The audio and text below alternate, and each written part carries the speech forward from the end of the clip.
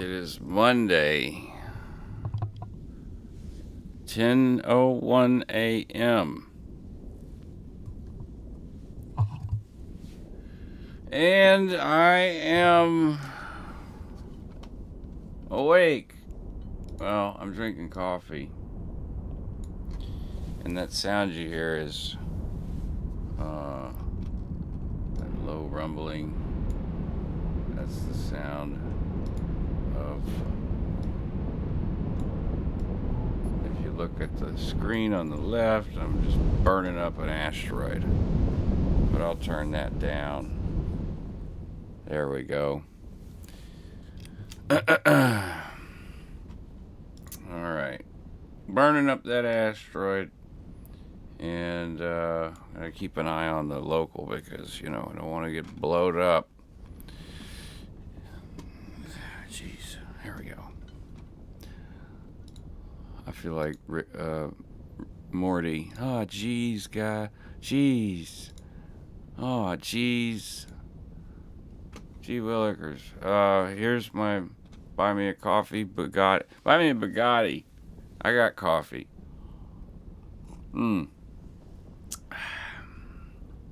It all goes towards the good stuff. My is it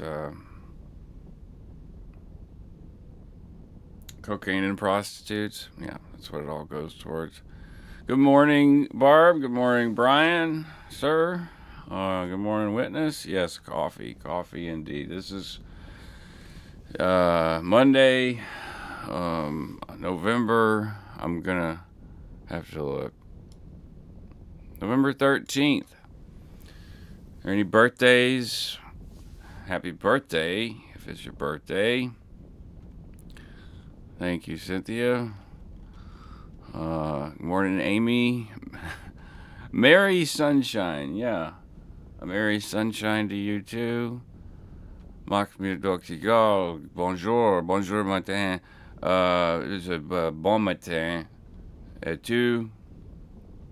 It's actually 16:01 p.m. here. Yeah, I started a minute late. My bad. I stayed up a little late last night. Killing asteroids. Okay. I had a pretty event. I'm going to turn those off so we don't have to listen to the mining lasers. And hopefully I won't get blown up while this is going on. Witness's birthday was on the 10th. Happy birthday, Witness. Joyeux anniversary. Et tu, et vous. I hope it was good. This morning, yeah, let's kickstart the brain, I guess. Oh,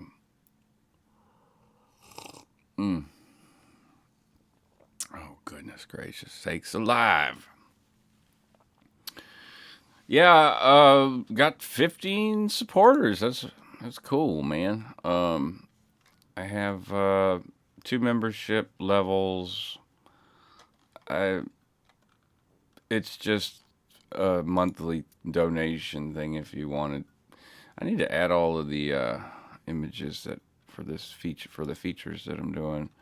And if you have any kind of special need audio or studio broadcast or whatever, you can take advantage of one of the, just as a private session. Because I will do that stuff. I do that stuff. I do that stuff. Do that stuff. Do that stuff. Aw, do that stuff. So, without further ado, let's get started. Play the intro.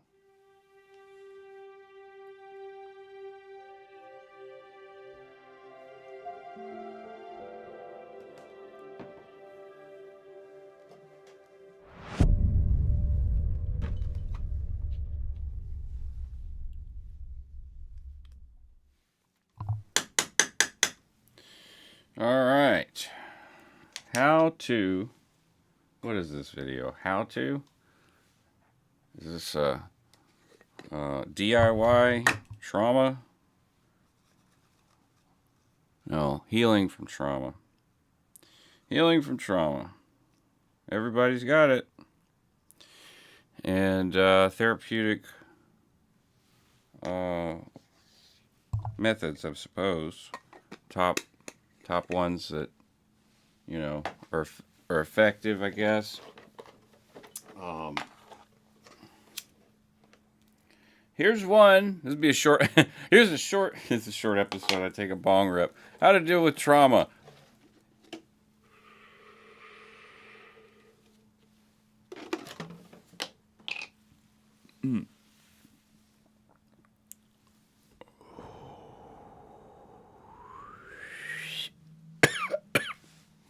There it is. All right, that was it. Thanks for coming. See you guys later. I'm going back to bed. Just kidding. Oh, Lord have mercy. Okay. So, how's everybody doing? I want to look at the chat a little bit, if I can wake up. Anybody got anything to say? Anybody had anything done? Anybody do anything this weekend that was particularly interesting? Please share. Sharing in the trauma community is a big part of what we'll be talking about.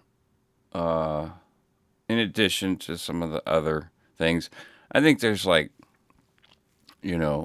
good top 5 type stuff. I do want to test something real quick, and I will need y'all's help. How is... Wait a minute, the Sennheiser's not even coming through. Okay, well, there's the end of the test there. I was going to put on my Sennheiser because this mic, I just sort of feel like it's extra. You hear that?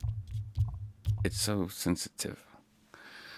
But, you can hear my voice, that's for sure, and loud and clear. So, inappropriate heifer, if I'm reading that right. Inappropriate heifer. Yeah, it's a funny, or is it heifer?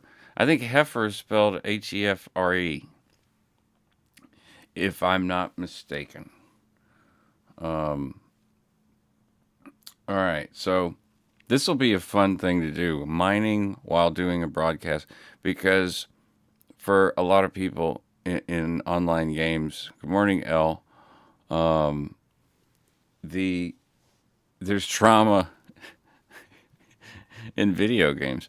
Gaming cultures, a culture is neither good nor bad, just as its own word, But cultures can be toxic. Cultures can be abusive. Cultures can be coercive, and there are gaming cultures that have as soon as the internet was a thing and online gaming was a thing. There have been gaming cults. So it shouldn't be a surprise that that there could be trauma in gaming. That's not the topic of this trauma in gaming, but I was just going to say, if I lose these 2 Mackinaws, which are 230 million ISK ships, it wouldn't necessarily be a trauma, but it could be to somebody, and they could be in a gaming cult that would punish them for losing it. So, it's just part of life, I think. Trauma, it's just part of it. And I'm really excited to talk about the top 5, types of therapeutic methods or techniques for dealing with your life after trauma.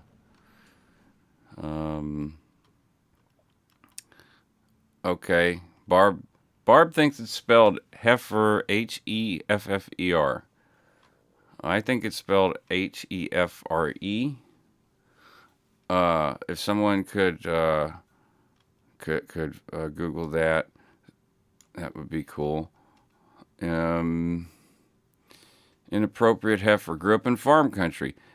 She might actually have it spelled right. Like, we might both be wrong. I could bounce off of that on another time. I could talk about this damn trauma shit all day. What should I put on screen is what I'm wondering. On the main screen. Oh, yeah, pronounced, Barb. Absolutely. Like, phonetically, it is heifer. Yeah. And Brian looked it up, I'm assuming. And Heifer. Is that correct? Heifers. Good morning, heifers. Oh, including me. I am barely awake. Barely. Cynthia woke me up because I wasn't going to get up. I just couldn't go to sleep. So I did take antihistamine. Been having allergies and a little bit of nausea yesterday. And when you don't eat anything in the morning and you drink a bunch of coffee and water, like it just, bleh. Okay, nausea. Yep, spelled correctly. Had a big sign outside my house that said, beware of the heifer. Inappropriate heifer. Welcome. I love it. Okay. I grew up on A1 ag land in the 80s in southwest Louisiana, southeast Texas. And, Louisiana's at least 20 years behind at that point. We're usually about 20 years behind everybody else. So it was kind of like growing up in the 60s for me. And at school, I didn't relate to many of the kids because of that. I had my best friend who lived next door, who also was on A1 ag land. And, we were thick as thieves, me and him, and we understood each other. But the kids at school, there were certain things that we just didn't understand. Like, why did their moms love them more because they got Lunchables? Because what I brought to lunch was maybe like a sandwich that mom made and some green beans right off the stalk, which were delicious. That was really interesting to listen to Witness. Did you find anything in your research so far? Witness, Marcus, did you see the convo with Jamie Mustard and the treatment for PTSD and CPTSD? I've been researching it this weekend. Well, all right. Here we go.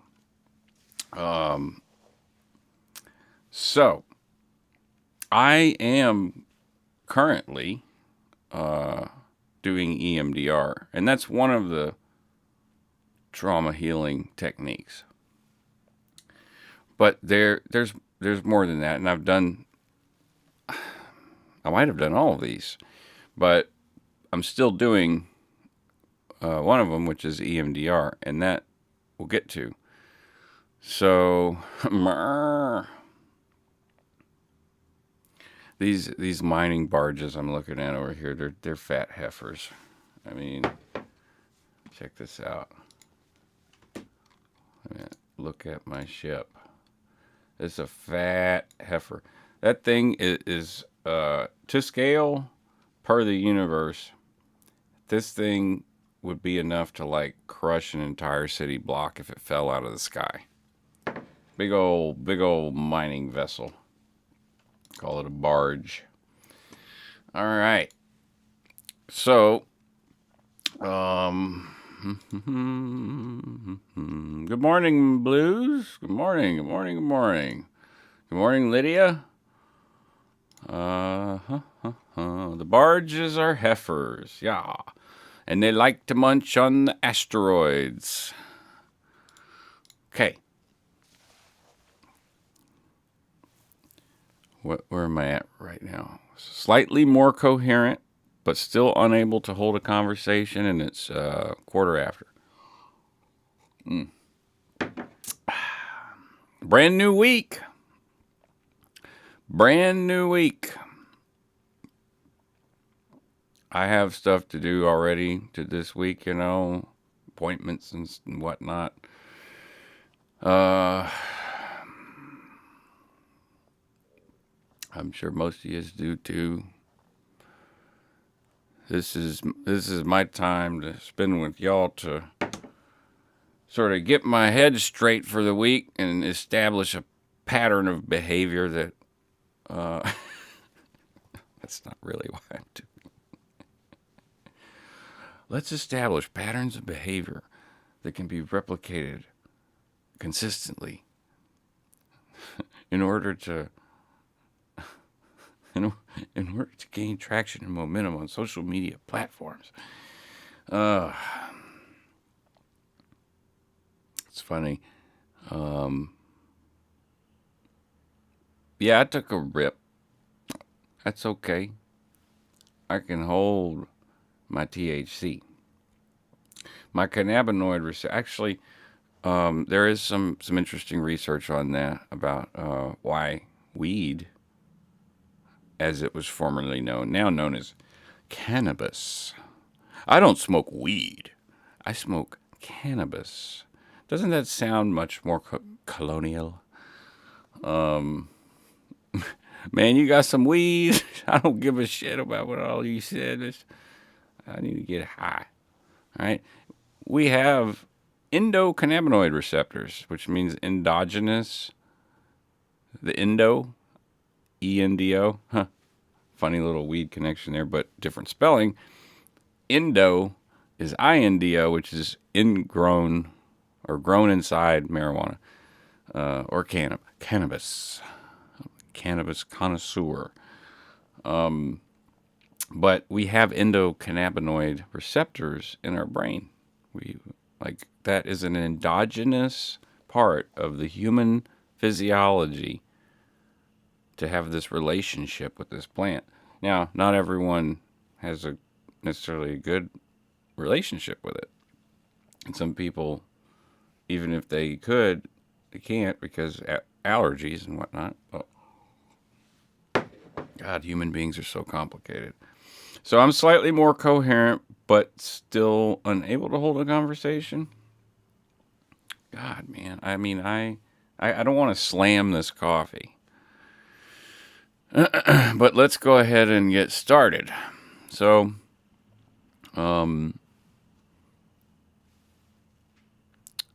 effective therapeutic techniques.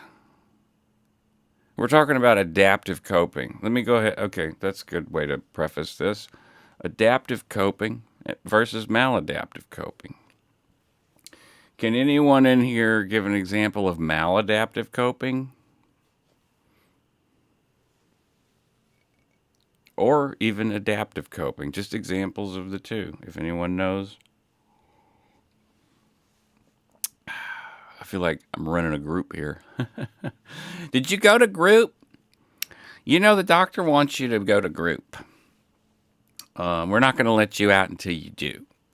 Okay, you have to go to group. None of y'all can leave until you go to group and talk. Why are you here? Well, you don't need to go to group? Oh, I understand. Why is it you're here? What happened again? Punching. Witness. Yeah. Alcohol. Absolutely maladaptive. Punching. Either or. Fighting. Usually that's maladaptive.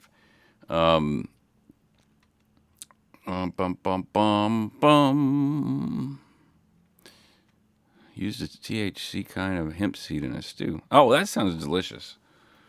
Not to get you high, just for the flavor. Yeah, hemp seeds and hemp stuff tastes pretty good. Drinking, fighting, alcohol, punching, avoidance, acting out in class. There you go. Hypersexuality. That's a fucking good one. Um, and is it adaptive or maladaptive? I don't know. I guess it could be. I could see how it could be both. Um, because it really your coping developing your coping skills it doesn't look the same for every single person. Hi, my name is Witness, and I am fucked up beyond all recognition. Well, everybody say hello, Witness.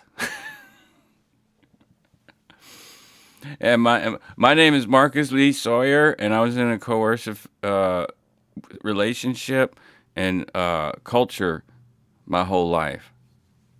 Hello, Marcus. Welcome. Lee, good morning, everyone. Just tuning in. Greetings from Mexico. Hola. ¿Cómo está? ¿Es-tu bien? Mm, yo, damn it. French and fucking Spanish. It's like my brain has to choose one or the other, and my brain naturally leans towards French already.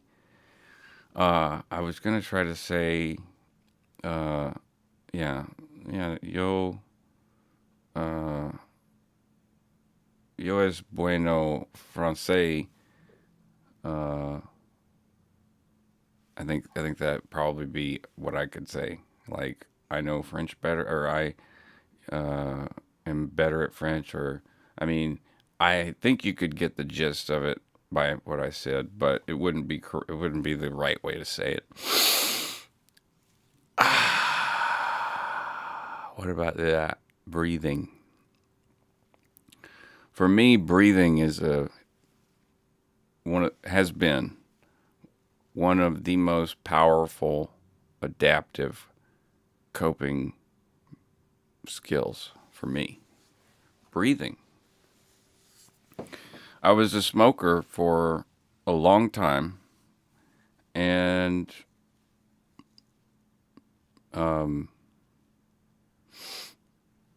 it got to a point to where I just, I couldn't. I would get infections all the time, sinus infections and stuff, and be sick for 2-3 times a year, and also, once I was getting close to 40, I was like, I'm starting to feel blood pressure changes too, and so let's see, it'll be 3 years in January since I've had a cigarette. Now I've had to drag off a cigarette during a session. I'm like, I can't even finish this. I couldn't finish a cigarette. It was my body was just like no.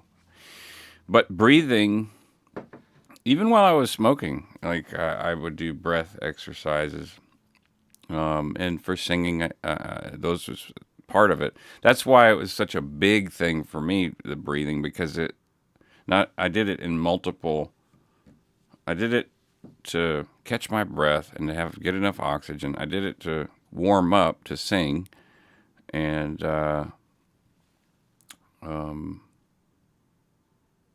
and then I did it to calm myself down, But I would sit and just breathe and focus on my breath for hours. I don't, I think because of my experience in Scientology and the whole TRs thing, I can do it for a long time. But even prior to that, before I even joined Scientology, I used to sit in the backyard in Nashville at our house, which they called the Delvin Street Gang in Antioch, Tennessee. There was 5 of us living there, and we all basically, it was kind of like working offshore. We all had, except it was entertainment, so we'd have hitches and be gone for a month or 2 and then come back. So sometimes you come back and everyone else is off on their hitch. And there was one time I came back and everyone was gone, and I had 2 months to myself, 2 whole months to sit. And I'd read about astral traveling. I was like, I want to do that, if that's even possible. And so I ended up doing a lot of sitting and breathing. And I did have some kind of an experience after 2 months, but I don't astral travel, I don't know. But it was a interesting sort of perceptual experience after everything quieted down in my mind. And so some people call it mindfulness, some people call it meditation, some people call it breath work. I call it sitting. Some people call it sitting. And the best way I could explain that I do it is I close my eyes and I just start by focusing my attention on my breath, get a big deep breath, hold it. I can hold my breath for quite a while, but it's not like I'm holding my breath to be like I'm holding my breath underwater. And then, just at a natural, like relaxing, pace, which you could do, breathe in for 2, hold for 4, let out for 6. But you want the out breath to be the longest. So, which is kind of takes me a little bit to get, because the middle part of the breath is always the longest for me. So,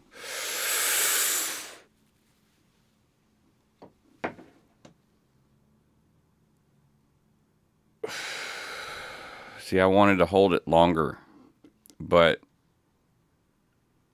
and the middle part was the longest part. Lisa, if I have to focus on my breathing, I end up not being shabby. Then I kind of get what you're saying, because it's if you have any anxiety or about not being able to breathe or anything, which is common in a lot of trauma. Sorry guys, gotta go. A little owns a calling. Hope you all have a peaceful day and night. Take care. Peace and doves. All right, Elle, take care. I bet you that's Mock that said she could swim underwater for 50 meters. Is it? No, it was Blues. Well, that's impressive. I should do some breathing guided meditation videos. Well, I'm afraid they bore the shit out of people, but maybe I should. Maybe I should, because there ain't much to say when you're doing that. But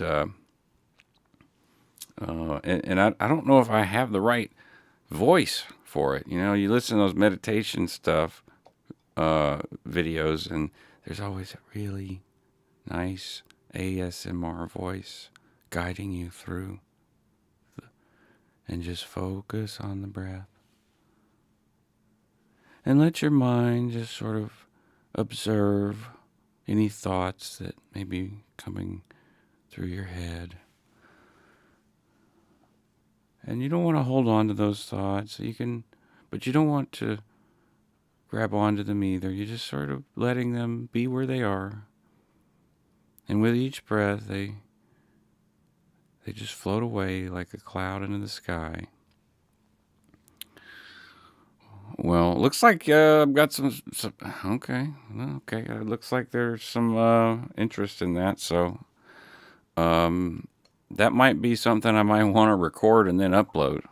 You know, to do a whole timed meditation, because I do believe, and I know from experience, that it can take a little bit just to get into the practice of it.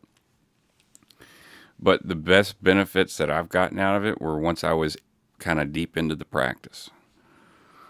So that's the one I wanted to mention. That for me, just right off the top, as an effective therapeutic technique for healing after trauma.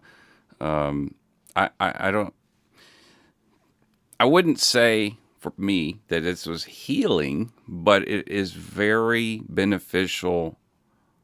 Like if you're having crises, whether they're related to other people or yourself, like I've been able to maintain my composure and emotional sort of like just keep it, especially when I have my own stuff going on with the medical crap and whatever. Like maintain a sense of peace of mind, like be thankful for them every moment. It's pretty powerful stuff considering, because when I would, go to talk to people and they would ask about just like the doctors, they're asking about your current situation. And, they're like, wow, like you're okay. Like you're not, you're here about the medical stuff, not trying to get placed into a home or anything. No, yeah, I'm good. Yeah, just here for the medical. So, and then in any doctor that I've told, like, or that's asked about, how are you doing? I'm like, yeah, I'm doing okay. Like, you seem okay. And like, what is it that are you taking? Are you on any medications? A little bit, but it's a combination of medication and meditation.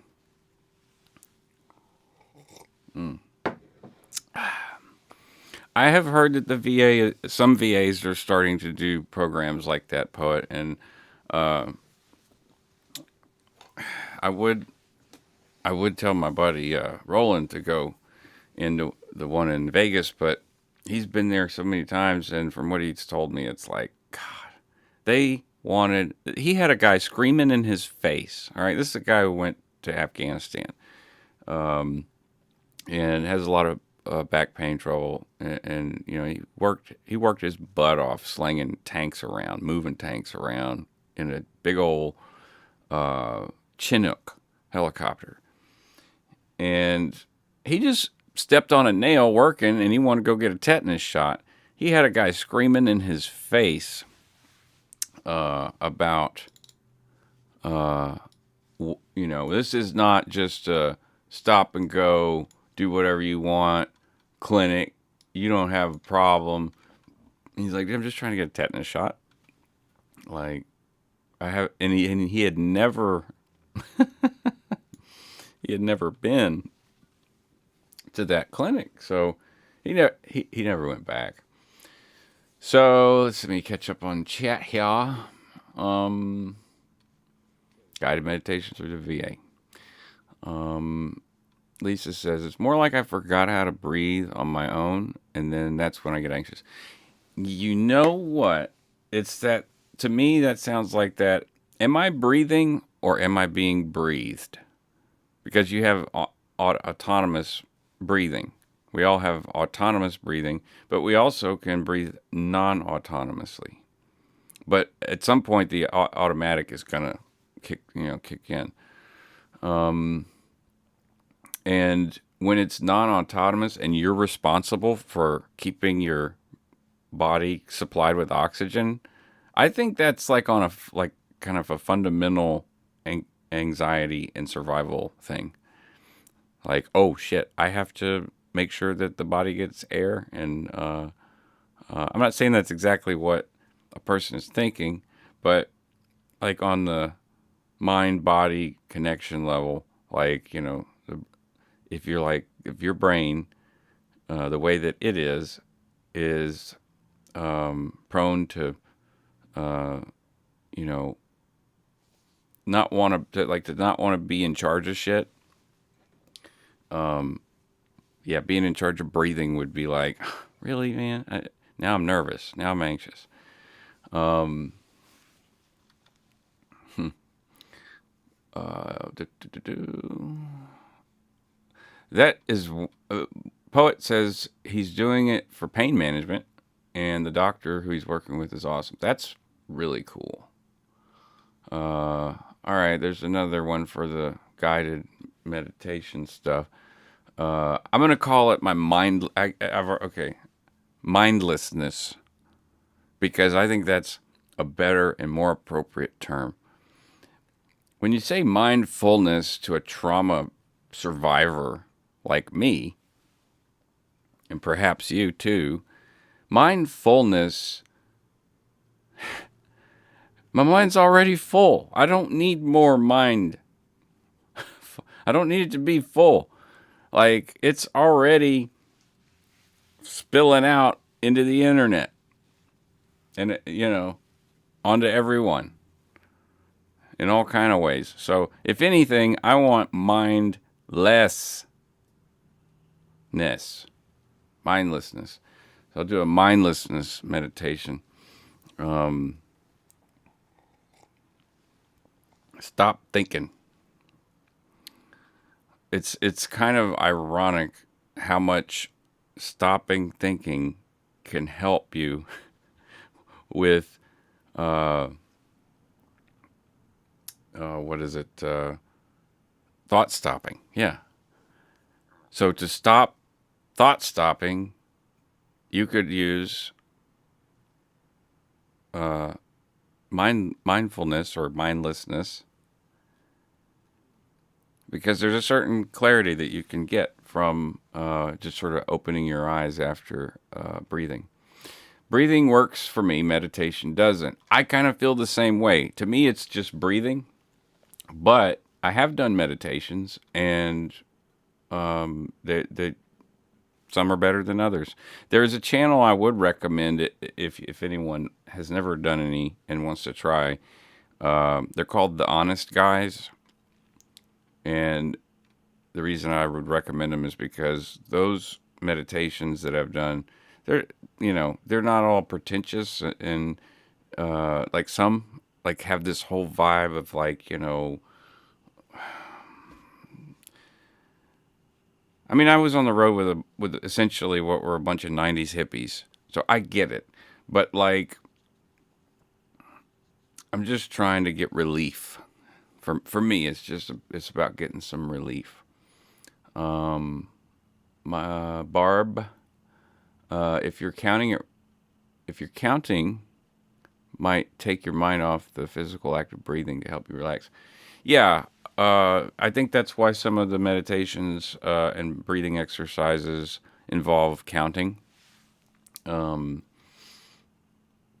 see. And Blue says that they believe that it's what helps me relax. I have an ADHD brain. I need a long time, but when I'm in, I have a hard time getting out.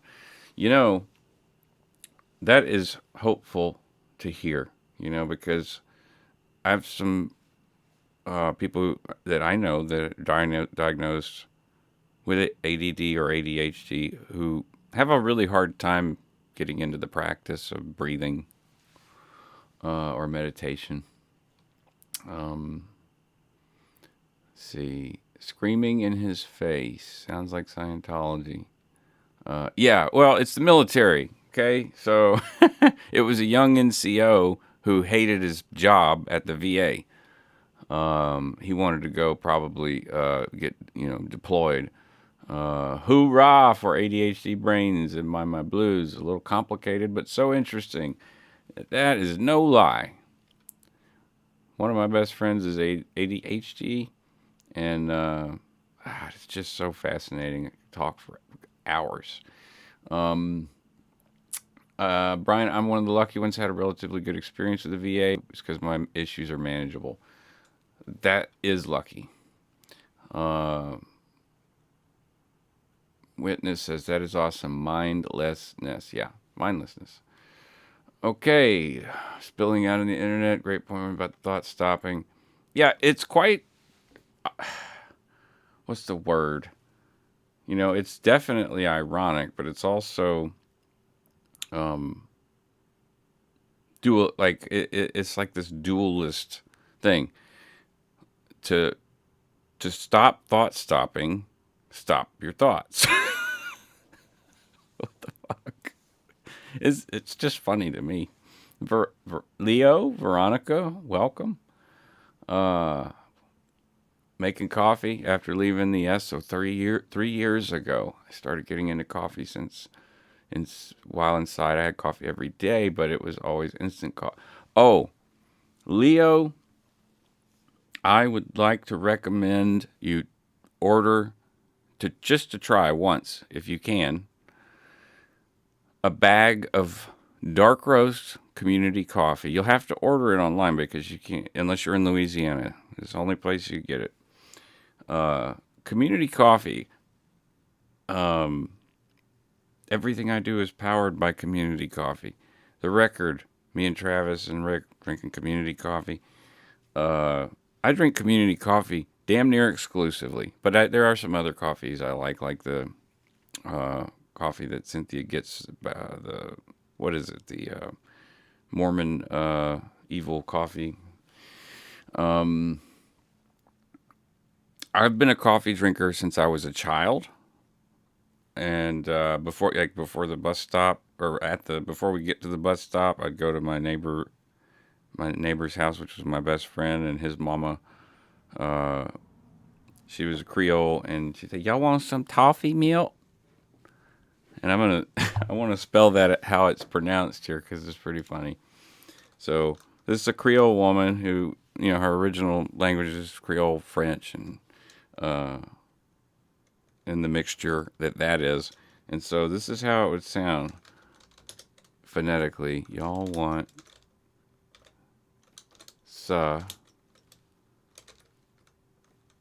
toffee milk. There we go. So, y'all want some toffee milk? So precious. So I got addicted to. Okay, it's called the coffee's called Outer Darkness. And it's good. And hi, Veronica. Good morning. There's a really awesome song that is your name by Elvis Costello. Do you know it? Your name is Veronica, and you should definitely hear it. I can't play it because that would get this video pulled from YouTube. Which, by the way, on an off note, not related to this channel, I got flagged for rehearsing my own music and broadcasting it. I got flagged for that. Hey, mock instant coffee is a crime against decency. Father, Son, Holy Spirit. Amen. That is true. All right. I guess, let's see. One more thing before we do the 5 techniques and talk about those, because we still have another hour and 15. I'm going to show you all of the channels that I'm currently broadcasting on. But I'm getting there. I'm getting awake. So this is the publishing. This is the main publishing entity that I operate. It's called Delta Gold Media, and it's music and I don't know, yeah, it's a lot of albums there's on there, but other things in the works, multimedia, internet content, gaming content, but mostly this is a kind of like a label, a music and broadcasts. We do broadcasts. When I say we, I've essentially employed a bunch of AIs to, or I employ the use of AIs to essentially help me do the things that I would have people do that I can't afford to hire. So we do broadcasts every Thursday at 12 or 2, and we have music. And there's 15 episodes, so there's plenty to catch up on. They're 2 hours. There is the LaFleur Brothers channel, which is me and Travis, my brother's band, and now we've got a bunch of new members. And as I said, I got flagged for rehearsing my own music, but there's the album is there. There's some extra stuff. Here's the stuff I did on Doug's streams, and then affiliated bands and people that I know, musicians that I like. Some writing sessions where I'm just in the studio for a couple hours doing a broadcast while I'm recording or writing or demoing things. And I think I do some updates here. Yeah. And I will be doing updates for shows. So there's that one. And then Crow Bennett is the, gaming streaming. I haven't figured out exactly what to do yet, but I do have sort of a plan. I just have a lot of content to go through and edit. So more editing. And I probably should have been throwing the links up this whole time. And then there is, what else? I know there's something I'm missing. Oh, Octane Sound. So years ago, started building studios. Hurricanes kind of screwed that up, destroyed a lot of what we built. But Octane Sound is like, if you know anybody who's an audio person, they might have some interest in this. I do a sound design session here, tutorial on using this thing as a desk, and some old footage that when we did live sound, we would also generally record the video in some form.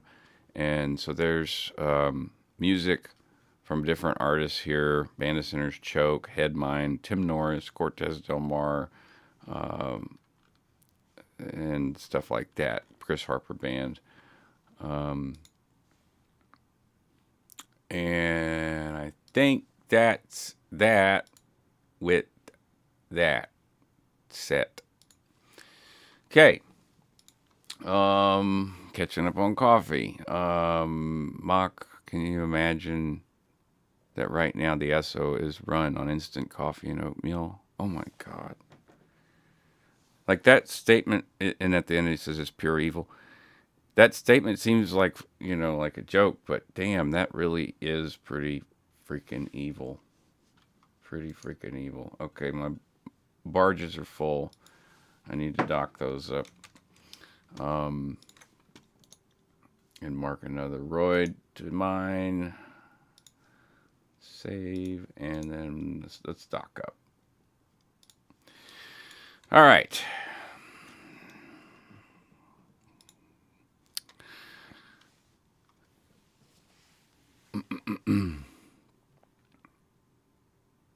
Okay, great. Yeah.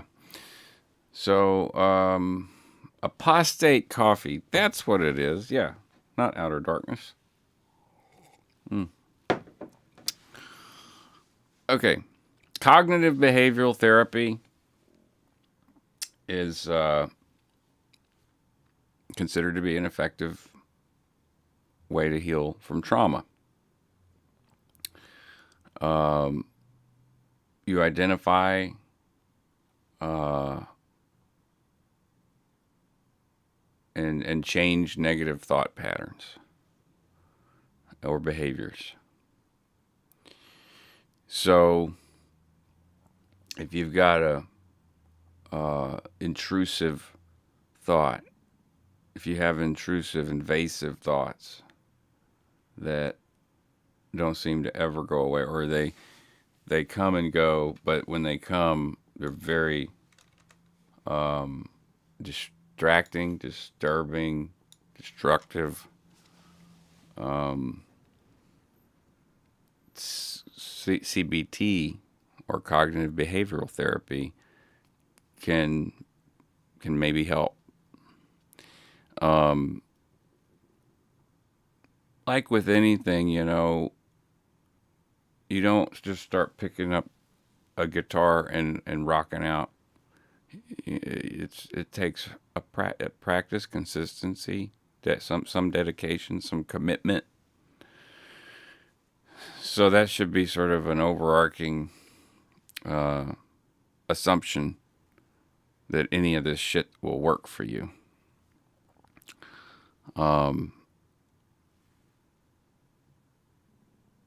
If you've been playing around with sound design for wedding videos, and yeah, if you have any requests too for what to do, I can do videos as per needed. I do have some private videos that I've done for companies and game developers and stuff that aren't on the public facing side of Octane Sound. But yeah, you know, it helps people get their either their studio or their little voiceover business or sound design, some help with like video editing business that needs some help with sound. A lot of times that's the case. Like people have an eye, but they don't know how to do the sound, or they don't know how to record the sound well. And yeah, I could help you with that. Just got to trade this rock over here. Eve is one of those things that you can do while you're doing anything. Okay.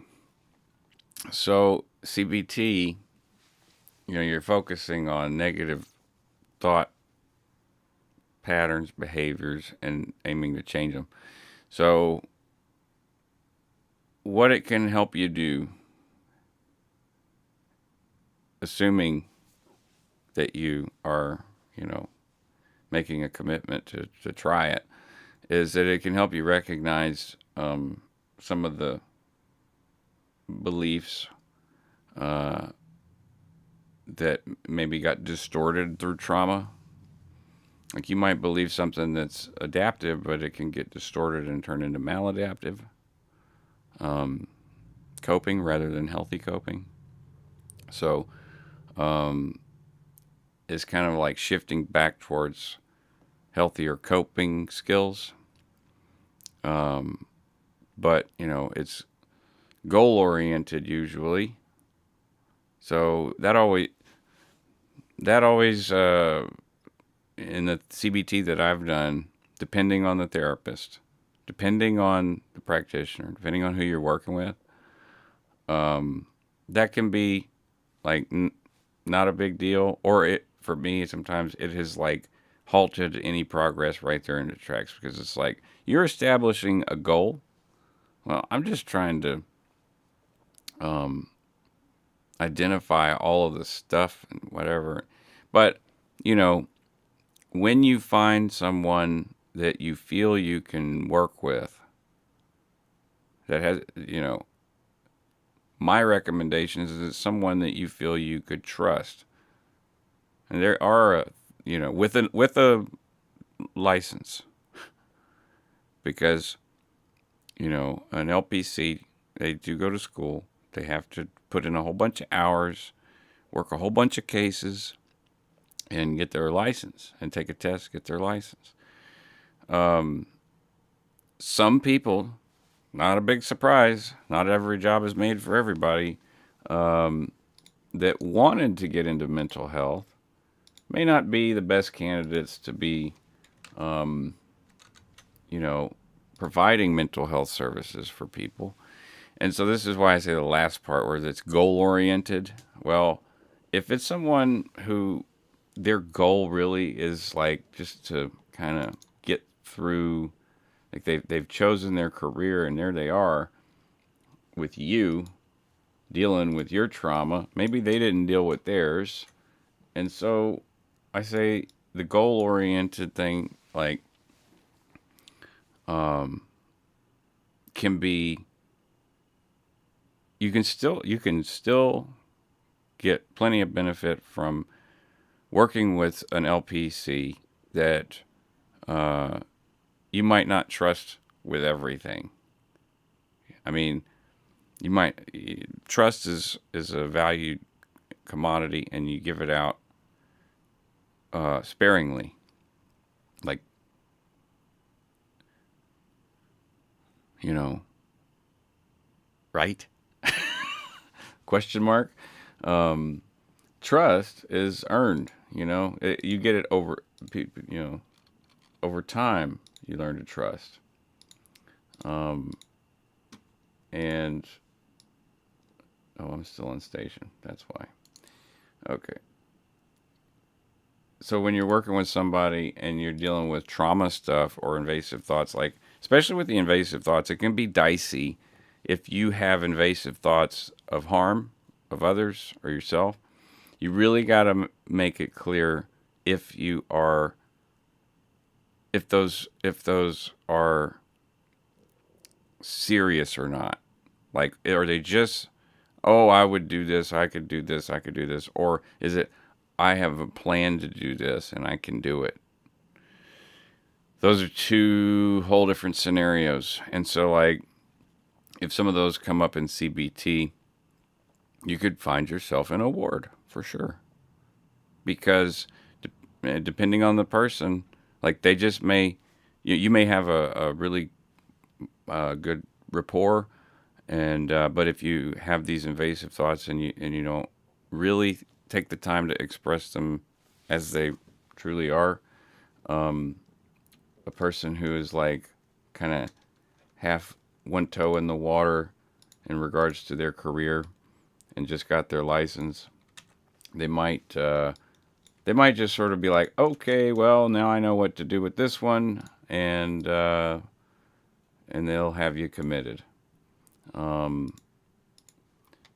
So, and you may need to be. I'm not saying that being committed is this horrible thing. It actually is, but that is their job for safety reasons.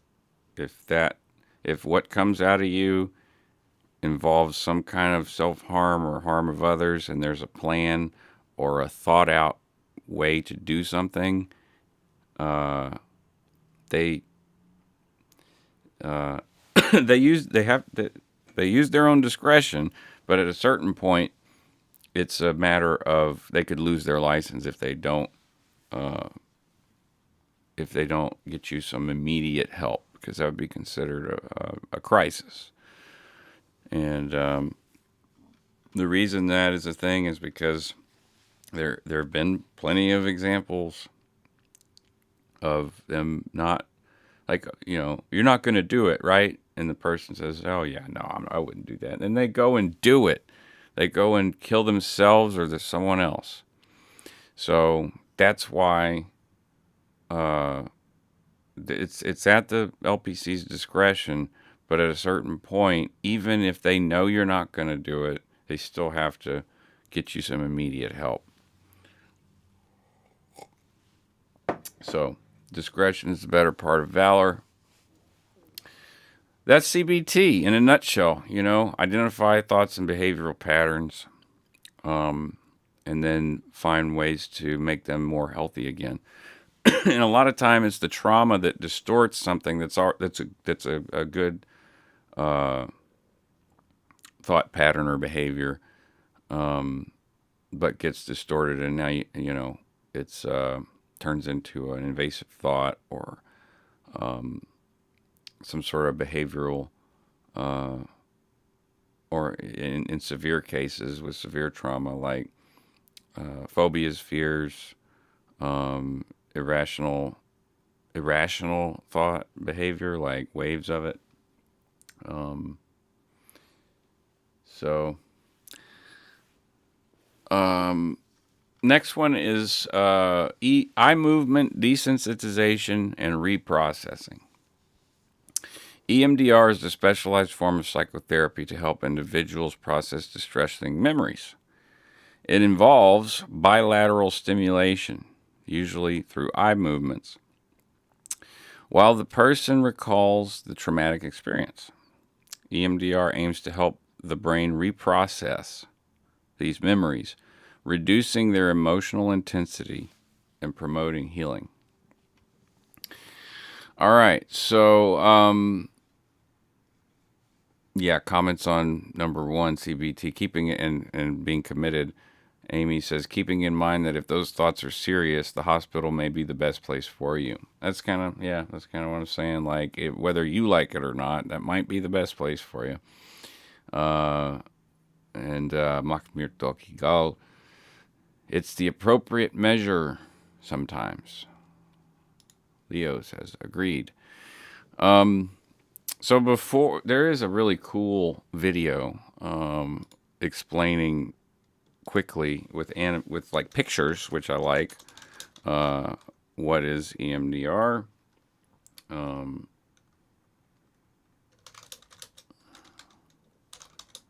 And I'm going to find it, and we're going to watch that, and I don't think I'll get any kind of bullshit over it, so let me make sure that the web source is on and piped in. Looks like it is. So I'm going to play this. It's 2 minutes and 10 seconds. And in a nutshell, this is like probably the best video that I found that explains what is actually happening. And we'll talk about it after. Check this out. How EMDR works. If you have experienced something horrible and have developed psychological symptoms such as flashbacks, fears, sadness, or sleep problems, you may well be helped by EMDR, a proven and effective therapy. Suppose you have been confronted with a violent crime, an accident, you have been bitten by a dog, or you have had to deal with sexual abuse or violence at home. Such a powerful experience is stored into your brain with All right, let me just stop for a second and just point out from the background of Scientology, and then prior to that, just coercive control. But from Scientology, all these are what they call engrams. And so, if you were a Scientologist and you're going to think about doing EMDR, just know that there's going to be some things that will feel and seem a lot like Hubbard shit, and that may be a put off. It definitely was for me. It's definitely put my guard up, because I know that there are ways to heal the mind, but there's also ways to really fuck one up.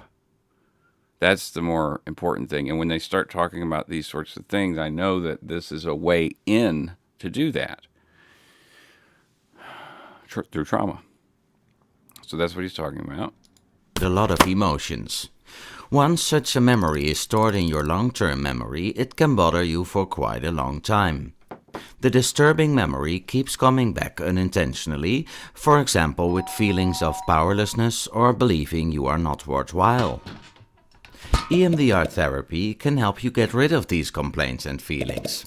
At first, an EMDR therapist... Complaints. What's your chief complaint? Funny.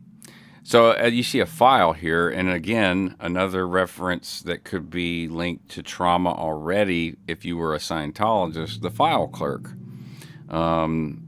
is how he explains it in Dianetics. So, getting over some of these concepts if you're an ex-Scientologist might take a little more time.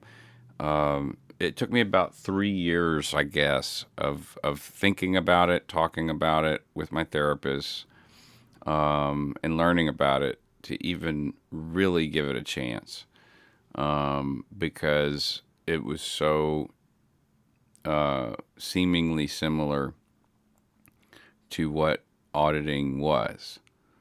And there are similarities, and they are doing some of the same things, but the the use of bilateral stimulation is much more effective, or much more direct in EMDR. It's not covert bilateral stimulation, is what I would call auditing. And when you do covert bilateral stimulation, it's like you're using imaginative thought exercises for the person being audited to imagine the bilateral stimulation, the needle, in other words. And that's kind of unwieldy compared to EMDR. So it would be like the difference between trying to clean a fish with a spoon rather than a knife, a fillet knife. All right. Therapist will ask you to activate the memory of this disturbing experience from your long-term memory. The memory is now stored in your short-term memory, also called the working memory. Then the EMDR therapist will ask you to focus on this horrible event. From there, the therapist will move his fingers in front of your eyes rapidly back and forth and ask you to track his fingers as best and as fast as you can. By keeping a traumatic memory in your mind and tracking the fingers of the therapist at the same time, the working memory gets to process a lot of information at the same time. As it is so much information, the image becomes blurred and loses its emotional charge. When the emotional charge of an image lessens. Now that's another thing. There it is, another term: emotional charge, grief charge, charge on the line. These are Scientology terms, and another sort of thorn to keep you from getting help. If this looks too much like it did for me, it looked too much like auditing. Where it was like, I'll just stick with the CBT and the mindfulness or mindlessness, because the amount of trauma, it said right there, it will, memories will start to become, very overwhelming until the emotional charge releases. And when you have just a whole stockpile, enough for World War III of trauma in your, behind your head, it's kind of like if you've never bungee jumped before, and you're on the edge, and everyone around you is bungee jumped, they know it's like, you're fine, but you're freaking out. It's kind of got that feeling. It also becomes easier to think differently about the experience. You will notice this because you feel less powerless or you feel worthwhile again. The intrusions have gone and you feel less anxious.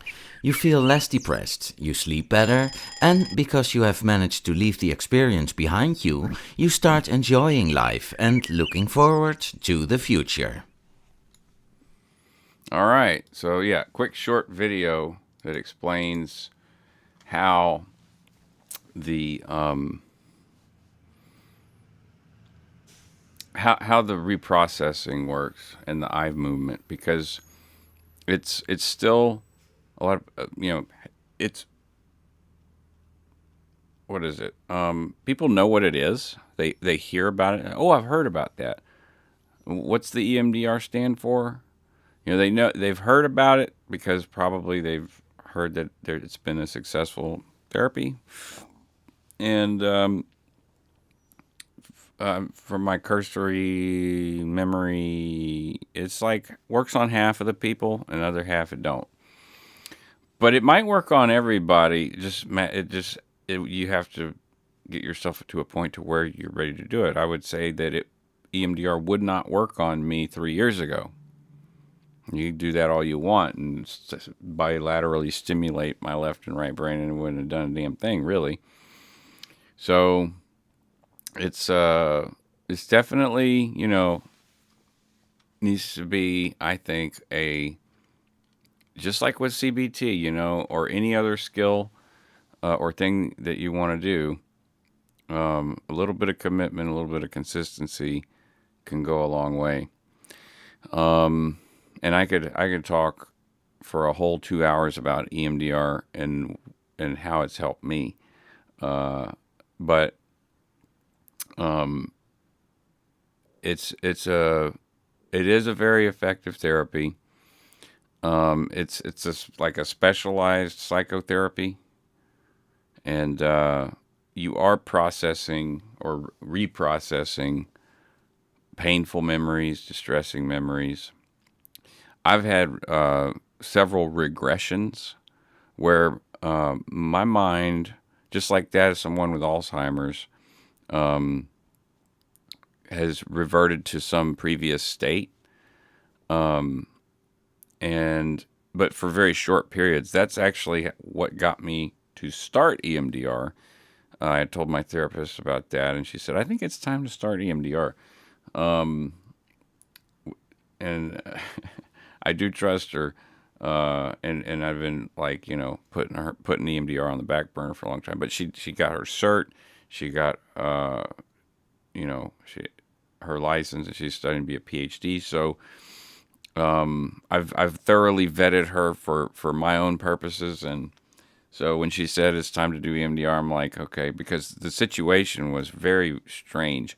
I regressed to like the brain of a toddler or something for about 20 seconds or so, and when I realized it, it was kind of alarming. I'm like, why? What the hell was that? Why did I just now feel like the only thing that existed? Where's Hand Banana? Anyways, you guys probably know Hand Banana is. It's my little squeaky dog. He's a dog shaped like a banana. The only thing that mattered, the only thing that even existed really was like me and Hand Banana. And it was like I was a kid and I had a toy, and bizarre. So I've had other regressions in EMDR and outside of EMDR because it happens outside session. You do more processing outside the session than you do in. So, because like the video said, once you lessen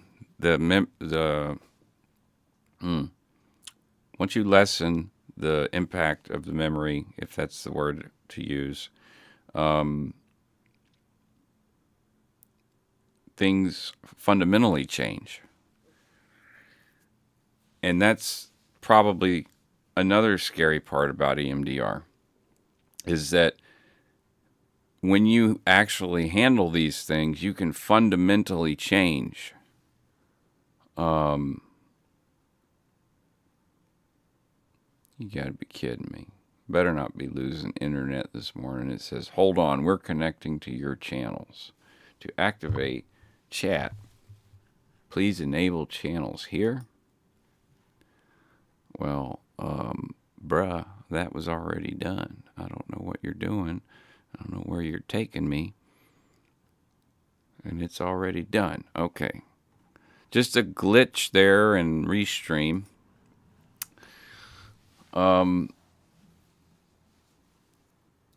Yeah. So it lessens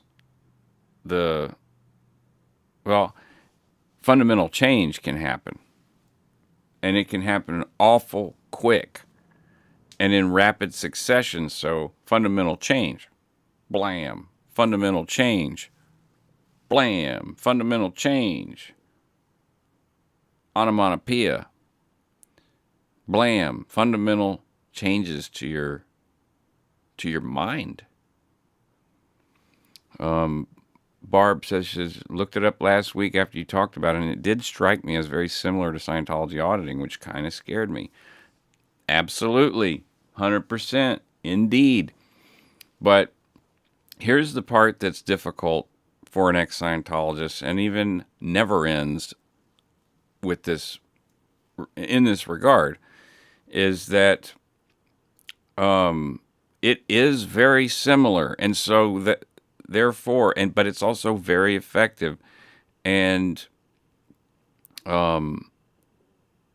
it's an ethical practice because you are in control. Like that's the thing is that you're always in control. You spend a lot of time in the beginning, what they do call building resources, so that if you happen to have a major trigger or something, some major trauma trigger, you have a resource, and it's a visualization thing and an imaginative thing, but it does work.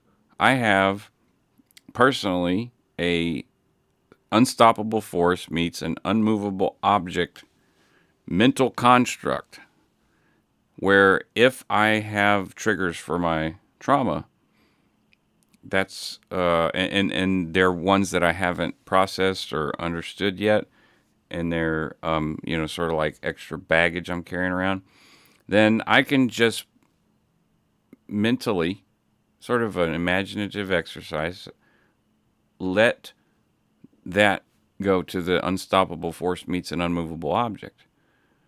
And for me, that's my little box that I can put that stuff in. It never goes anywhere, and I can always take it out. And that's put into place. That's a safety measure put into place. It doesn't happen in auditing at all.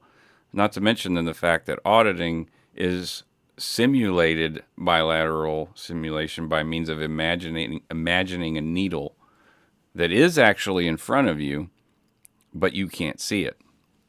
And so I think actually there's a lot less known about what the physical effects of auditing can be, but we definitely know, I definitely know that there are physical and mental effects from auditing that can happen. And Leo, you left the SO. I'm not sure where you were posted or how much auditing you did or if you were an auditor. I mean, Ron says everyone's an auditor, right? So I'm pretty sure that you can think of some things or some situations where auditing caused some visible, either physical or mental issues with people, and there are examples of positive things like that with the life repairs and whatnot, but EMDR puts in place a lot of safeguards for the practitioner and the person undergoing it. And there is a bunch of prep for it. Now, that's another similarity. Oh, got to do OT preps. Got to prepare for this. Get you ready for your session. But and also having been audited before, and now having had done some EMDR, you do go through things in the sessions sometimes. When that little plug gets pulled and your emotions can come out and they start bursting out like a fire hydrant, and you can't control it, but afterwards it's like gone. The raw emotional stuff is gone. So what's happening is that the theory is the left part of the left hemisphere is watching the ball or the finger, and the right hemisphere is the very emotional friend who's like keeping track of everything, but it's kind of a mess. It can't keep track. It's like a dirty house, but it keeps everything. And so knock knock on the door, and here's your left hemisphere, and left hemisphere's like, hey, hey buddy, I see that you're thinking about this horrible thing. Oh yeah. No, it's here. Here's the horrible thing, and here's why we need it. Remember when that happened? And the left brain's like, yeah, man, we don't need that anymore. You can throw that out. It's sort of like a house cleaning, and some of it can be so big that the friend is just like, oh my god, I can get rid of this. Oh god. And there's like, what are you going to replace it with? lot of post-processing in reprocessing. And it reminds me of pre-clears, people who've been audited, who did like life repairs, and they're like, I got to change everything. Like Scientology has helped me realize that I got to change everything. And in those some of those cases, they did. Like they were in a self-destructive loop with a lot of maladaptive coping. Well, they went and did a life repair, realized they needed to change that, start changing it, and then get caught up into Scientology. So, where am I at here? Mock Mirtotigal, malalala. Shit. Mock Mirtotigal. You'd have to trust someone to get in like that. Yes, you do. If you're going to, I recommend if you're going to do EMDR, spend at least a year with the person that is the practitioner. EMDR is still relatively new to the United States in the mental health world, and there are lots of people getting licenses to practice it, but that doesn't mean there's lots of people that can practice it ethically or well. So it really is caveat emptor in that regard. Make sure that you trust who you're working with. And by all means, if you're an ex-Scientologist, tell your therapist.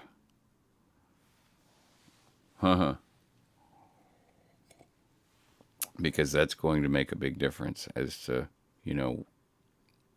what you can get started on now so that at a certain point in the future you can maybe do some EMDR.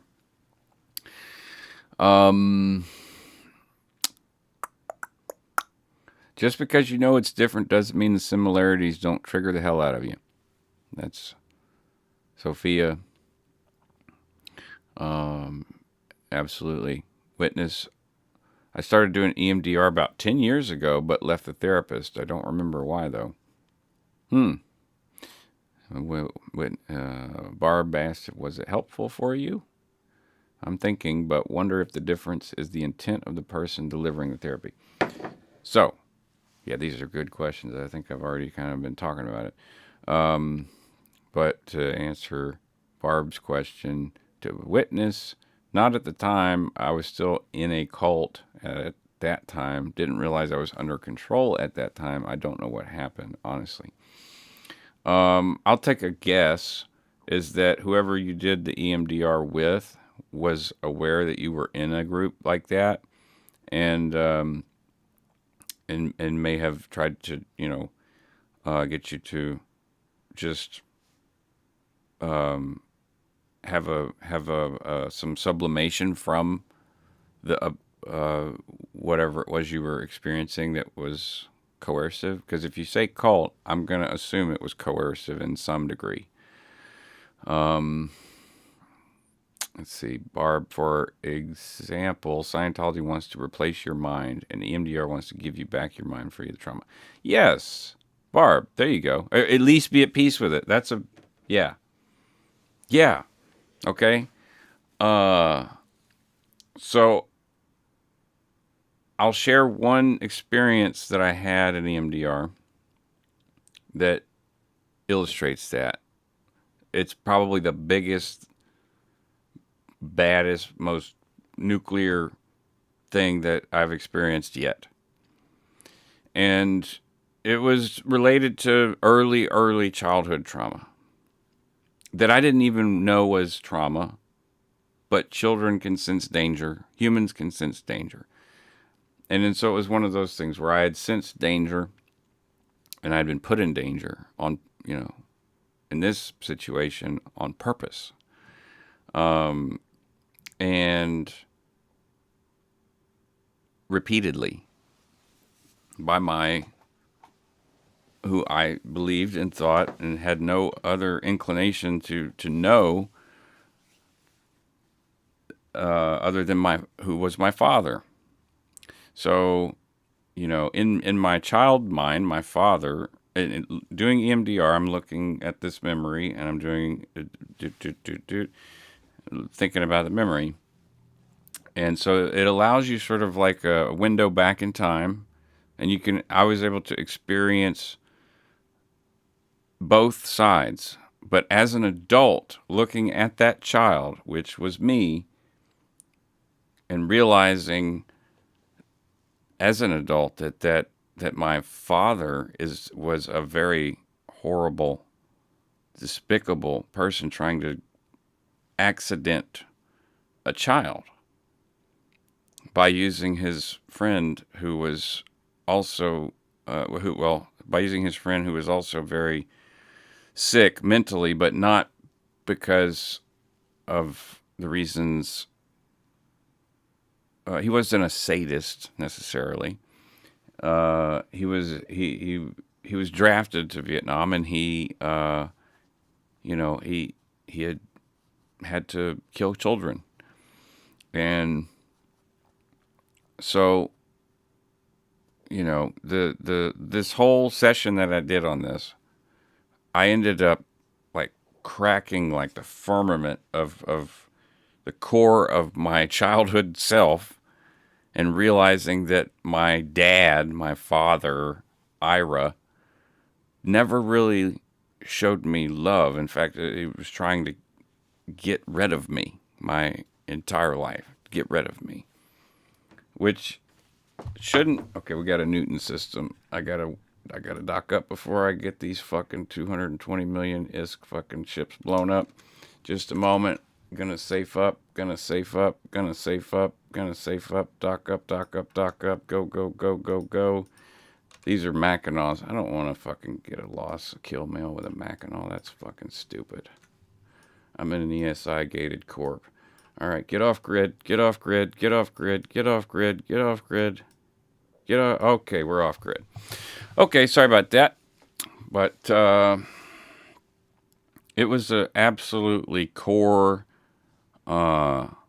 crack. Like, I broke down in two different timelines.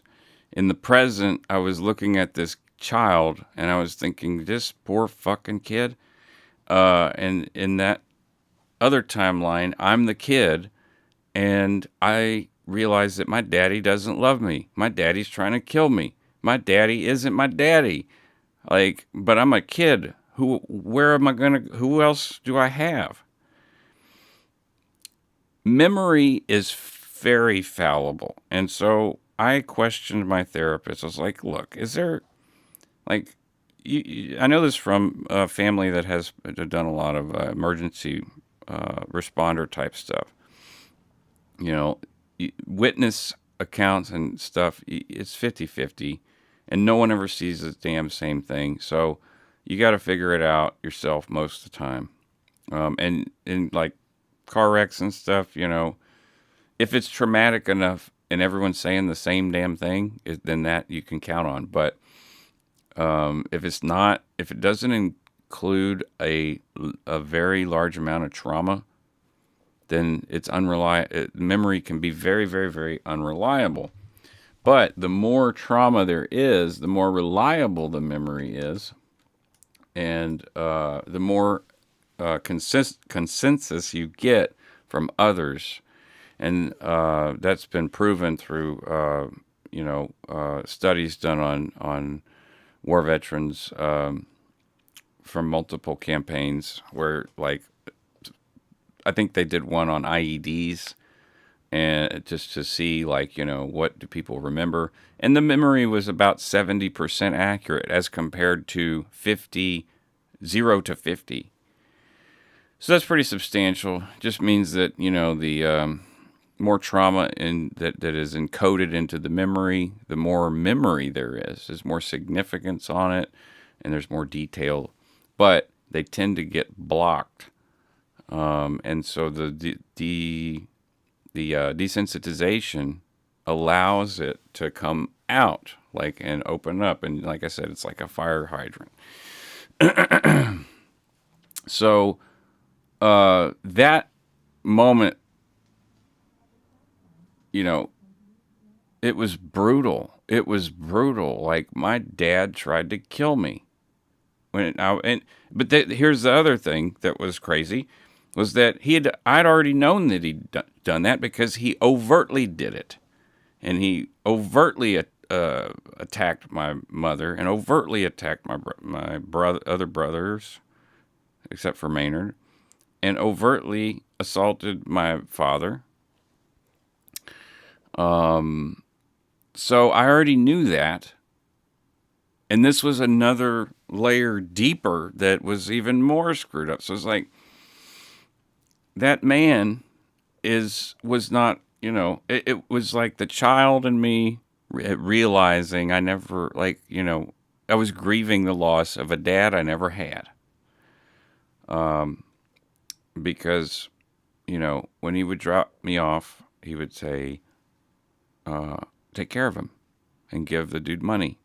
And this was a very mentally disturbed individual, and he, had many encounters with police, and there were reports of a child there, and that child was probably me.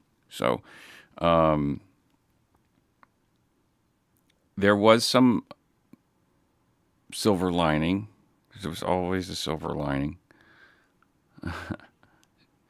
The man was able to sort of, obviously I'm still here, right? He didn't kill me. He was able to be around children again. And so I'll say that, and that was part of some of the experience in EMDR. All right?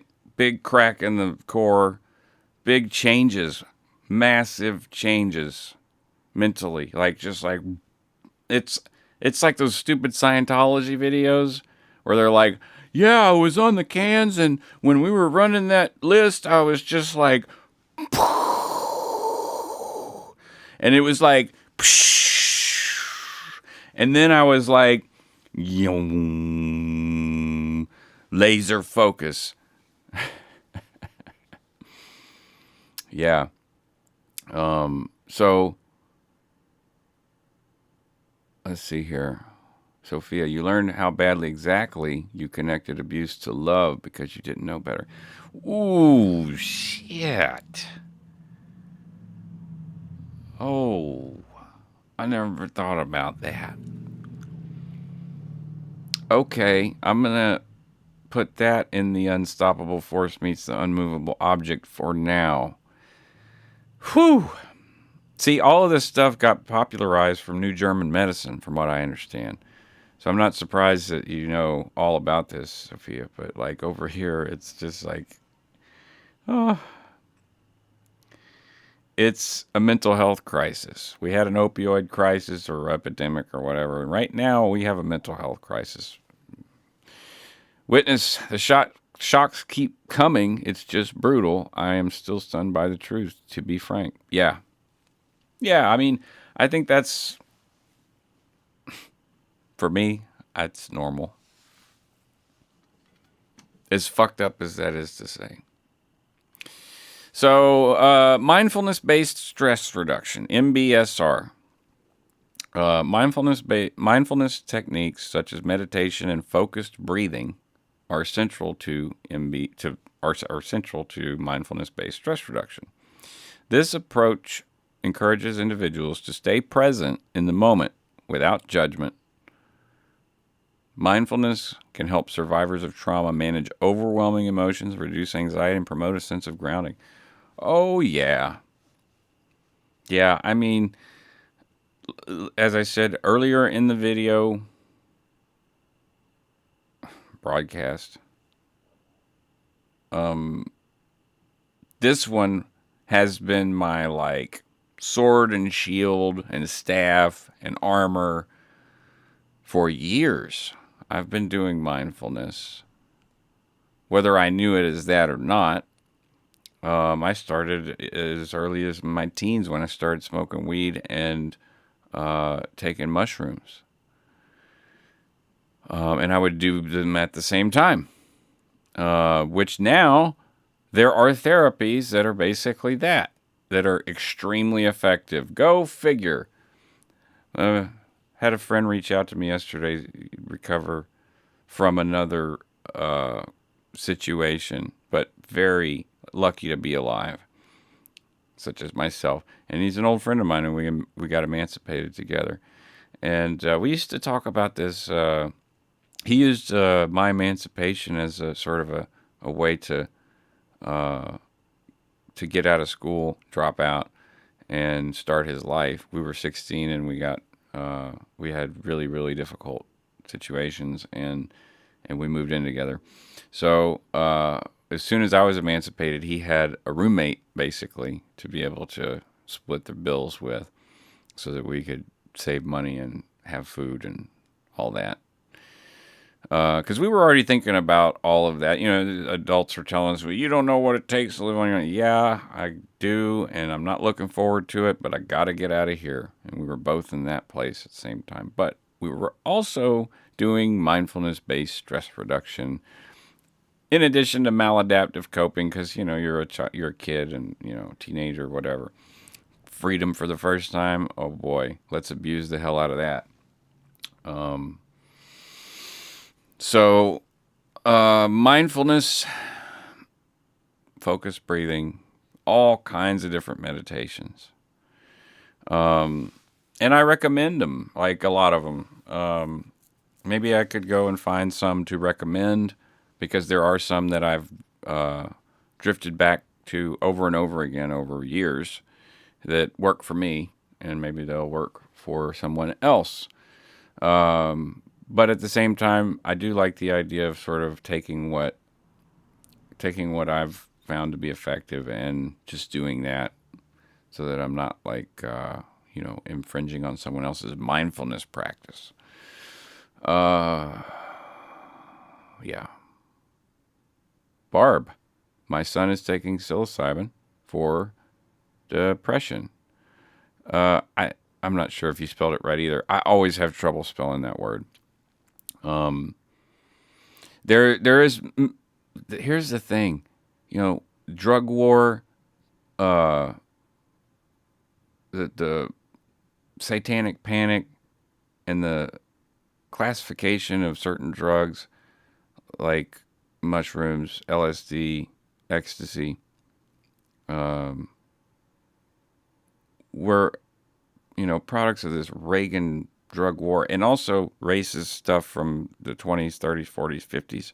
If you did cocaine and you were a crazy black person, and if you drank before 1934, before the Volstead Act was repealed, there was all kinds of women's groups that were, rightfully angry because their husbands were getting drunk and beating on them, saying that alcohol was the devil, and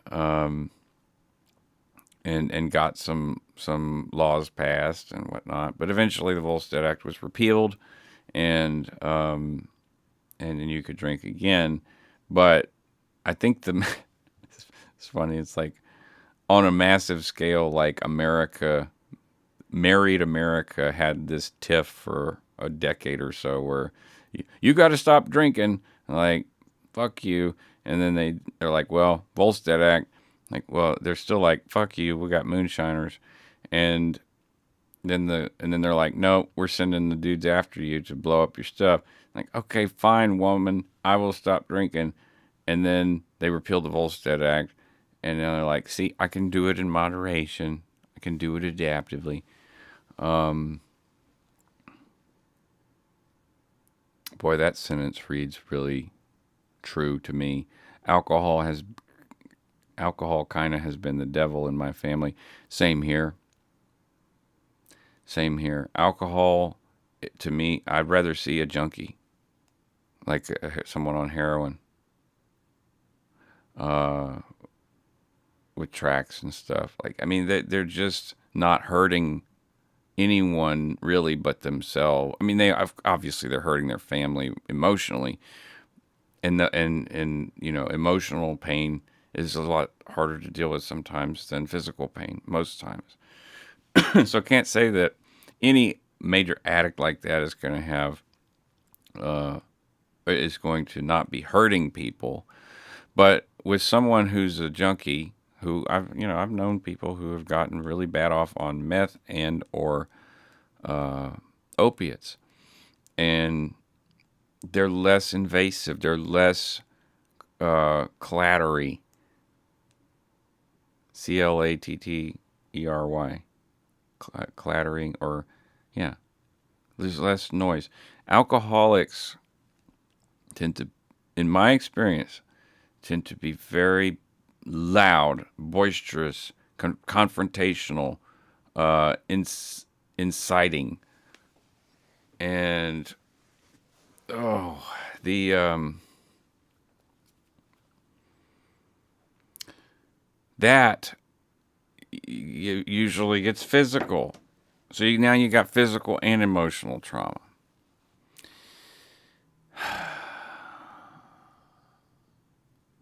Yeah. Trauma focused cognitive behavioral therapy.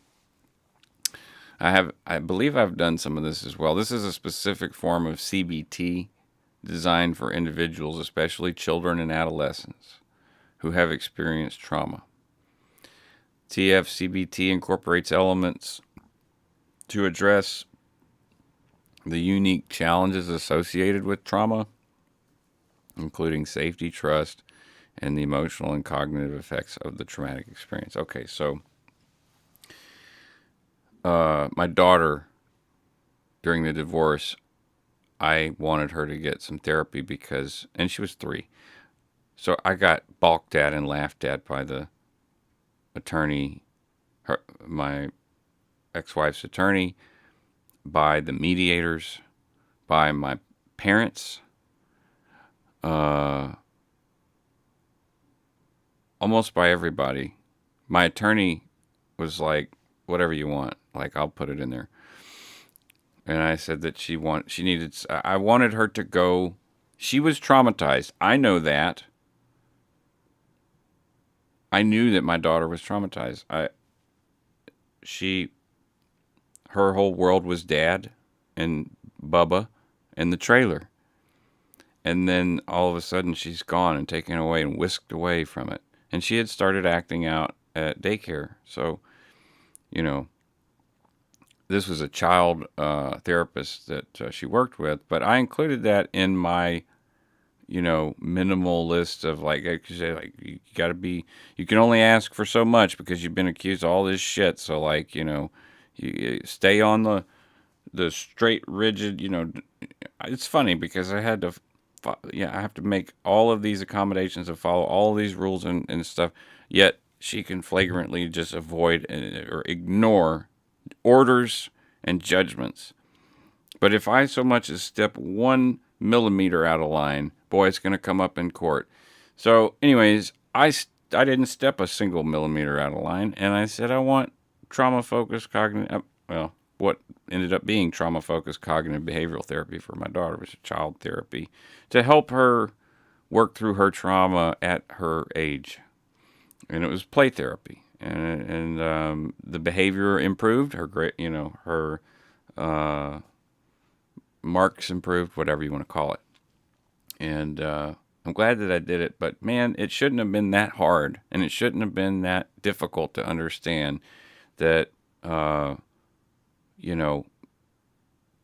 my daughter, who was staying at home with me, a stay-at-home dad with her little brother, and then taken away, that wouldn't be traumatic. Are you kidding me? Okay. So it incorporates elements. It's basically sort of like a focused trauma. It's like a specific trauma combined with CBT, which is dealing with patterns, negative thought patterns and behaviors. And then the last one is narrative therapy.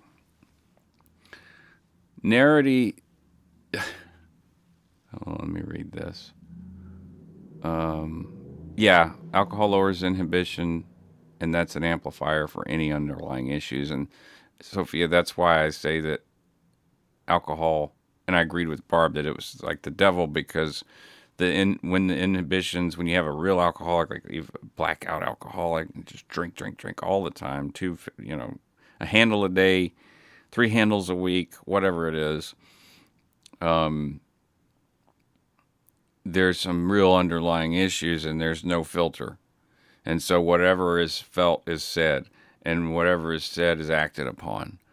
And it can get real, real bad in a hurry too. It can just blow them like the Kool-Aid man popping through the wall. I like to see people in a state of lowered inhibitions to see who they actually are when they're not holding up a facade. Now, that's a good point about alcohol, to contrast what Barb and I have experienced.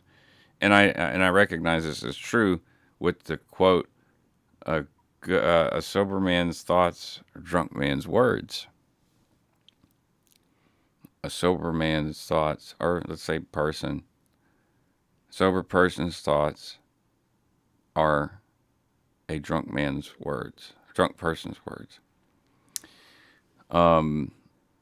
So there is something to that. Like when the guard is down, what's there? In some cases, a monster. Usually the violator wouldn't suggest therapy for the victim. Yeah, well, I definitely feel like I was the one violated. The thing about therapy for your daughter is there's no way for it to hurt her. It can only help. Yeah, hard to get the resistance. I didn't get the resistance. Yeah, that's what I was saying. Like, hey, I'm suggesting therapy, and there's a therapist who works with kids ages, from 2 all the way to 5. Like, that's her specialty. Or 6, maybe. And it's play therapy. So, if there's anything that she could get out of it, it's only going to be positive. So, like, what is the deal? Like, why are y'all fighting me on this? I think my attorney had suggested some other things that I could have asked for instead. But that's the one that I brought to him. I was like, look, I want her in therapy. And I wanted my son, evaluated as well. Anyways, not at a year old, but later. So narrative therapy. This is something I don't think I have done. Narrative therapy, or maybe this is what I'm doing now, and this is what I do all the damn time. Tell stories. Narrative therapy involves helping individuals reframe and reconstruct their personal narratives surrounding their trauma. So, exploring the trauma and reshaping the way that you perceive it, your perspective of it, and tell their life stories. Individuals can gain a sense of empowerment and agency.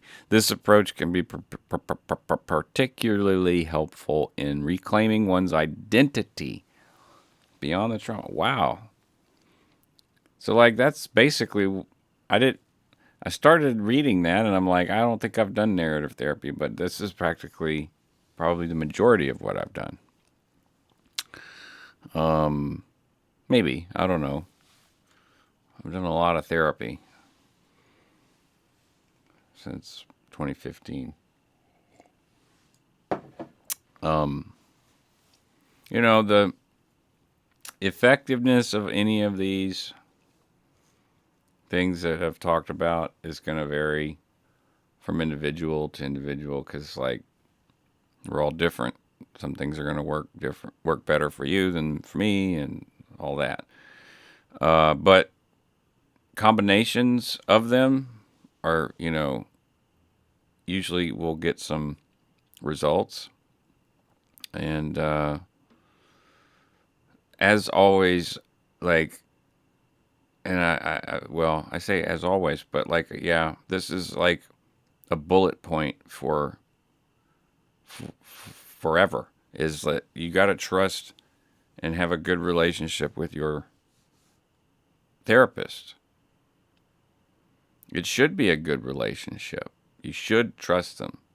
If you can't and you don't feel like you can trust them, find someone else until you can develop a relationship with your therapist where you feel like you can trust them. A lot of the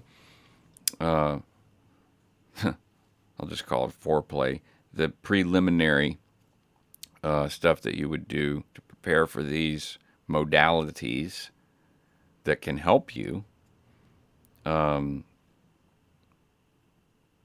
is a prerequisite of trust. So if you don't have it and you can't get it quick enough, then just find somebody else. You know, and here's the thing about that. Some people have a real problem with like, oh well, I don't want to throw them under the bus or they don't want to ask for a different therapist for whatever reason. And to that, I say these are professionals, and if they can't handle the truth of the matter is that some people aren't just going to work well together in these kinds of situations. So we all have different experiences. You know, some therapists work really well with like people who are like say someone who is like say in teenage years, or some therapists would be better working with people who are adults. Some people may be better with working with adults who have issues from their teenage years, but some may really have no good rapport with people like that at all. They may have the tools because they have the license and the education, but they don't have any experience with it. So it's good to have a therapist who has some experience with what you've dealt with. And whether it's their own or dealing with others, because they have to have those hours. So they get a good smattering of a lot of different types of cases. And let's see what we got here.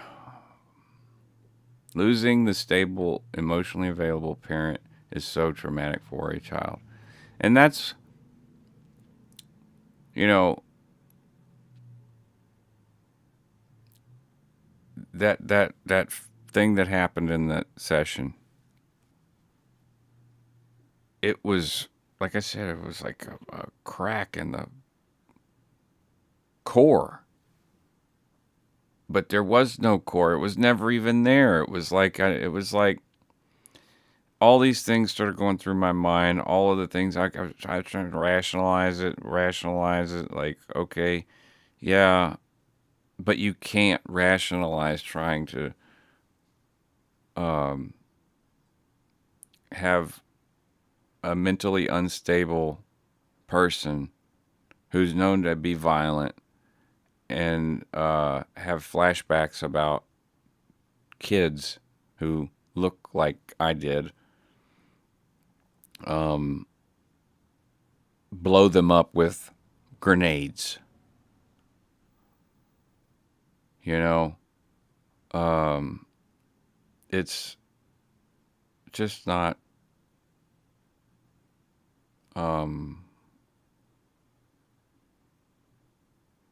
It's like he was erased from my mind. It was like he was erased from my mind because I was able to finally see that there was just nothing ever that was in my interest. And that was very heartbreaking for that child that isn't me anymore, but for me looking at the child knowing that it was me. It was hard. It was devastating. And so it creates big change. Um,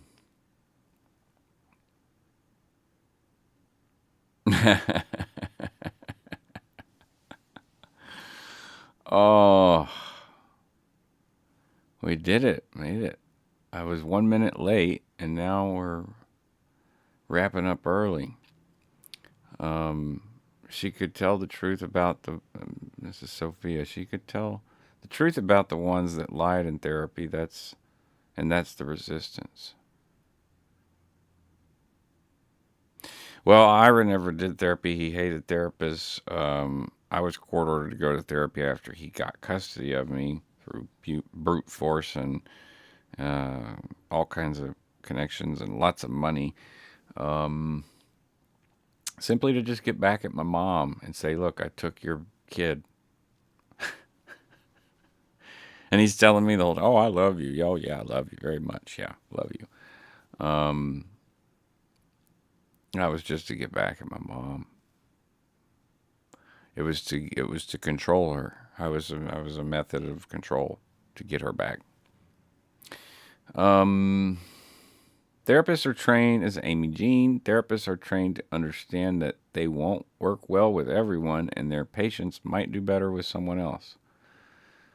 Yeah, they're supposed to be. Most of them are, I would say, especially when you get to when they get to the point to where they're seeing clients and they're just doing their hours. Yeah, they understand that. I would say for the most part. But there's some practices, like in Lake Charles, for instance, that they kind of get their LPC in a bubble, and then they go work at some sort of boutique esque therapy center that does, they're basically like snake oil people, like we'll save your marriage, we're marriage counseling.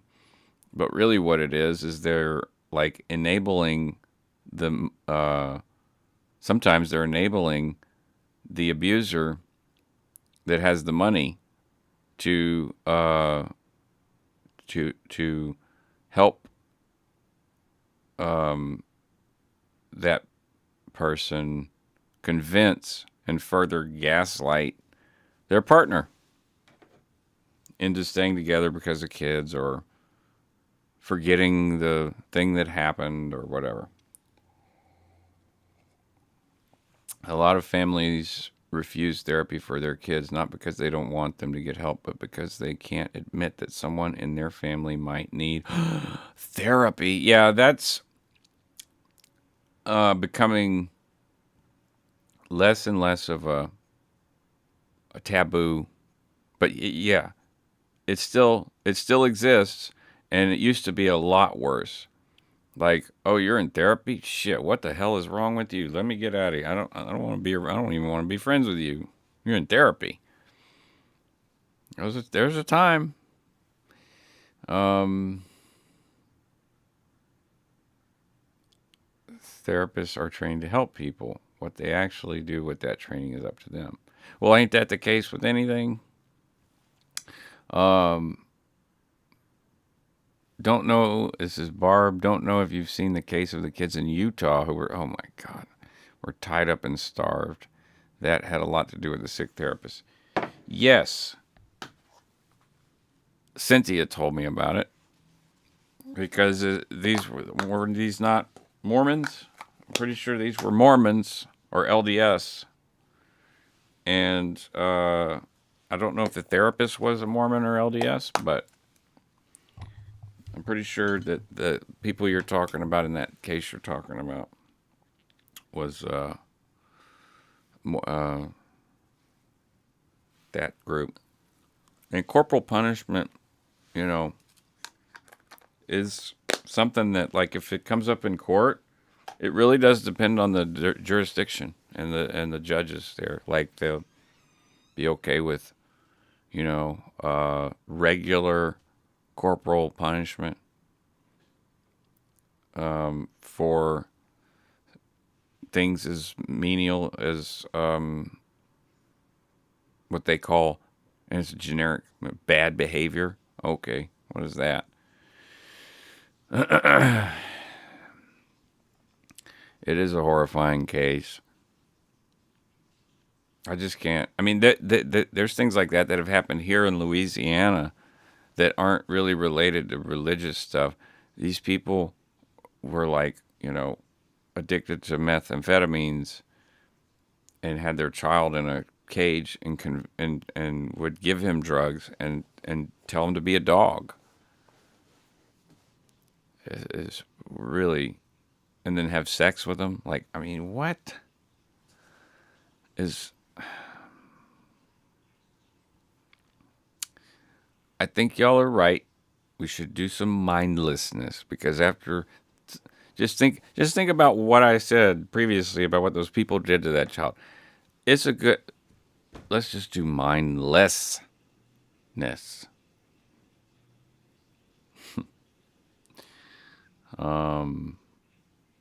Good.